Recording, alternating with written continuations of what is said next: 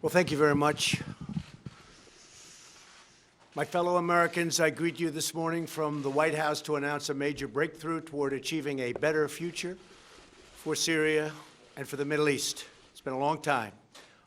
Over the last 5 days, you have seen that a ceasefire that we established along Syria's border has held, and it's held very well, beyond most expectations. Early this morning, the government of Turkey informed my administration that they would be stopping combat and their offensive in Syria and making the ceasefire permanent, and it will indeed be permanent. However, you would also define the word permanent in that part of the world as somewhat questionable. We all understand that, but I do believe it will be permanent. I've therefore instructed the Secretary of the Treasury to lift all sanctions imposed on October 14th in response to Turkey's original offensive moves against the Kurds in Syria's northeast border region. So the sanctions will be lifted unless something happens that we're not happy with. This was an outcome created by us, the United States, and nobody else, no other nation. Very simple. And we're willing to take blame, and we're also willing to take credit. This is something they've been trying to do for many, many decades. Since then, others have come out to help, and we welcome them to do so. Other countries have stepped forward. They want to help, and we think that's great. The nations in the region must ultimately take on the responsibility of helping Turkey and Syria police their border. We want other nations to get involved. We've secured the oil, and therefore a small number of U.S. troops will remain in the area where they have the oil. And we're going to be protecting it, and we'll be deciding what we're going to do with it in the future. In any event, by the moves that we've made, we are achieving a much more peaceful and stable area between Turkey and Syria, including a 20-mile-wide safe zone. An interesting term, safe zone. That's the term we're using. Hopefully, that zone will become safe. Thousands and thousands of people have been killed in that zone over the years. But it's been sought for many, many decades, and I think we have something that's going to be strong and hold up. Turkey, Syria, and all forms of the Kurds have been fighting for centuries. We have done them a great service, and we've done a great job for all of them. And now we're getting out. Long time. We were supposed to be there for 30 days. That was almost 10 years ago. So we're there for 30 days, and now we're leaving. It was supposed to be a very quick hit, and let's get out. And it was a quick hit, except they stayed for almost 10 years. Let someone else fight over this long, blood-stained sand. I want to thank Vice President Pence and Secretary of State Pompeo for leading the American delegation so successfully to Turkey several days ago, along with National Security Advisor O'Brien. I want to thank them very much. The American delegation negotiated the original 5-day ceasefire that ended Kurdish fighters to safely leave. It just got them to a point where, frankly, they were able, it enabled them to get out, to go, and move really just a few miles in a slightly different direction. So this enabled them to do so. Countless lives are now being saved as a result of our negotiation with Turkey, an outcome reached without spilling one drop of American blood. No injuries, nobody shot, nobody killed. I have just spoken to General Mazloum, a wonderful man, the commander-in-chief of the SDF Kurds, and he was extremely thankful for what the United States has done. Could not have been more thankful. General Mazloum has assured me that ISIS is under very, very strict lock and key, and the detention facilities are being strongly maintained. There were a few that got out, a small number, relatively speaking, and they've been largely recaptured. I'm also sure that he will be issuing his own statement very shortly. We had a great talk, but we've saved the lives of many, many Kurds. He understands that. That war was going to be vicious and probably not very long. And I'm very happy to have been involved in it, as are our Vice President, our Secretary of State, and all of the other people on our team. By getting that ceasefire to stick, we've done something that's very, very special.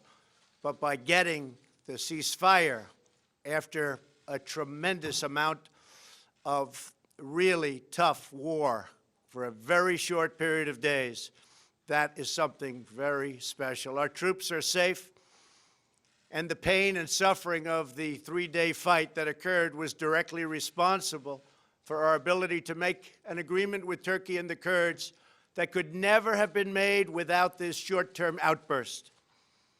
Should Turkey fail to honor its obligations, including the protection of religious and ethnic minorities, which I truly believe they will do, we reserve the right to reimpose crippling sanctions, including substantially increased tariffs on steel and all other products coming out of Turkey.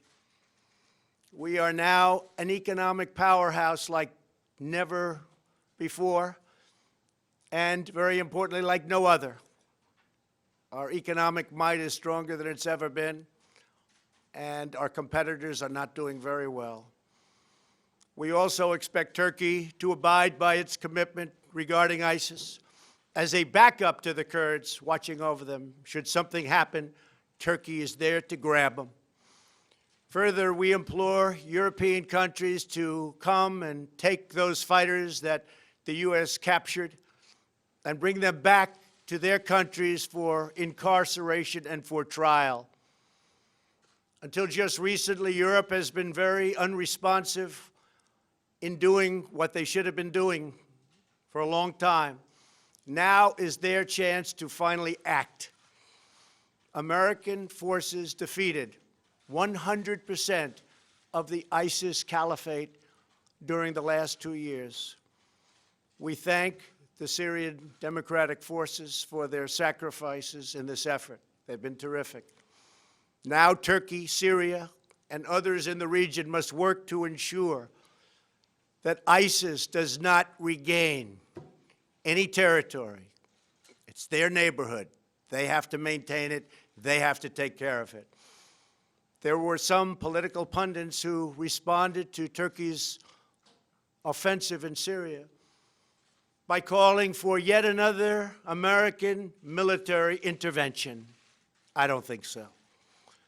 But halting the incursion by military force would have required deploying tens of thousands of American troops against Turkey, a NATO ally, and a country the United States has developed a very good relationship with, including President Erdogan. The same people that I watched and read giving me and the United States advice were the people that I have been watching and reading for many years.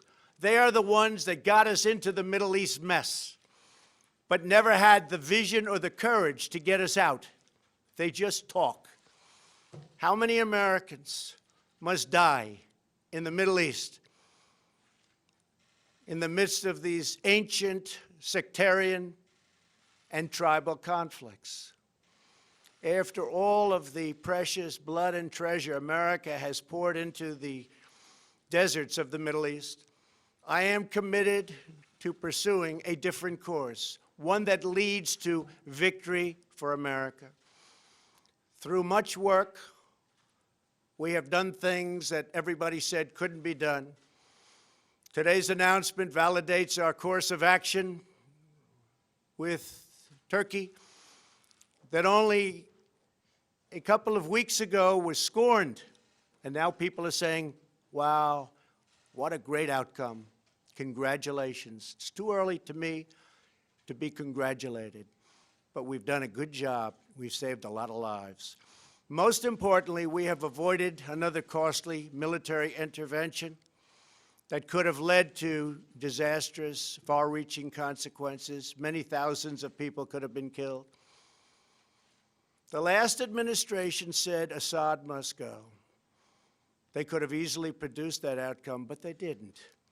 In fact, they drew a very powerful red line in the sand. You all remember the red line in the sand when children were gassed and killed, but then did not honor their commitment as other children died in the same horrible manner.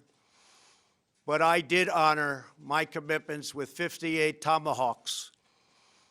8 long years after President Obama's ill-fated push at regime change, U.S. troops are still on the ground in Syria.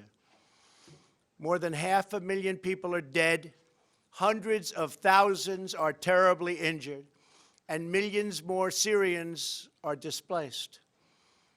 It really is a nightmare of misery. Across the Middle East, we have seen anguish on a colossal scale.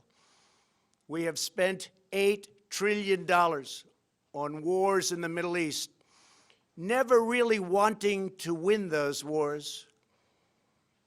But after all that money was spent and all those lives lost, the young men and women gravely wounded so many. The Middle East is less safe, less stable, and less secure than before these conflicts began.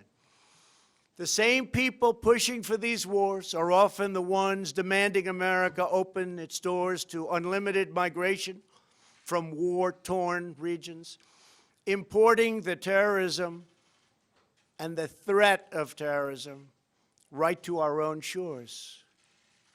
But not anymore. My administration understands that immigration security is national security. As a candidate for president, I made clear that we needed a new approach to American foreign policy, one guided not by ideology, but by experience, history, and a realistic understanding of the world. We are building up America's military might like never before, investing $2.5 trillion since my election. But we will not be depleted. We will not happen again. It will not be allowed to happen again, where our military is depleted, fighting in areas of the world where we shouldn't be. When we commit American troops to battle, we must do so only when a vital national interest is at stake. And when we have a clear objective, a plan for victory, and a path out of conflict, that's what we have to have. We need a plan of victory. We will only win. Our whole basis has to be the right plan, and then we will only win. Nobody can beat us. Nobody can beat us. I want to again thank everyone on the American team who helped achieve the ceasefire in Syria, saved so many lives, along with President Erdogan of Turkey, a man I've gotten to know very well, and a man who loves his country. And in his mind, he's doing the right thing for his country. And we may be meeting in the very near future. I also want to thank General Mazloum for his understanding and for his great strength and for his incredible words today to me, but me just as a representative of the United States, because he knows that we saved tens of thousands of Kurds. And we're not talking in the long term, we're talking in the short term. We're talking something that was going on immediately and something, frankly, that was planned for a long time. The job of our military is not to police the world. Other nations must step up and do their fair share. That hasn't taken place. Today's breakthrough is a critical step in that direction. Thank you all very much, and God bless America. Thank you. Mr. President.